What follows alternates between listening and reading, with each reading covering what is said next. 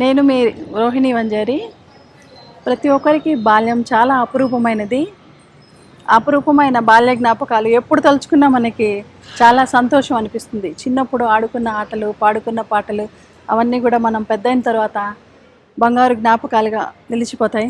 అట్లా నా జీవితంలో బంగారు జ్ఞాపకాలుగా నిలిచిన సంఘటనలన్నింటినీ నేను ఒక కవిత రూపంలో మీకు వినిపిస్తాను.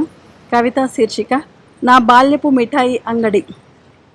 ఇంటి ముందున్న బంతిపూల తోట, నేను విహరించిన తొలి ఉద్యానవనం, సూరయ్య తాత చేసిచ్చిన తాటి బొర్రెల బండి, నేను నడిపిన మొదటి 2 చక్రాల బెంజి కారు, దోటీతో గురిచూసి కొడితే రాలిపడిన ఎర్రని సీమచింత గుబ్బలు, నా బాల్యపు మిఠాయి అంగడిలో నేను మొదటగా తిన్న జిలేబీ చుట్టలు, అప్పుడే దింపిన లొట్టి నుంచి శాంతమ్మ లోటాలో పోసిచ్చిన తాటికల్లు, నే తొలిసారి రుచి చూసిన సురాపానం, మాతమ్మ వంతెనపై నుంచి దూకి అన్నయ్యతో కలిసి జలకాలాడిన చెరువు, నేను మొదటిసారి ఈత నేర్చిన తామరపూల స్విమ్మింగ్ పూల్, కయ్య కయ్య తిరిగి ఏరుకున్న పరిగమోపులు, శెట్టి అంగట్లో కమ్మరకట్ల కోసం నేను సంపాదించుకున్న తొలి కాసులు, వేసవి వచ్చిందంటే చాలు బడికి సెలవులు, గడ్డివాములెక్కి ప్రకృతి ఒడిలో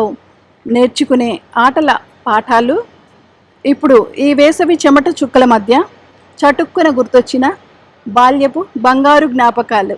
ధన్యవాదాలు.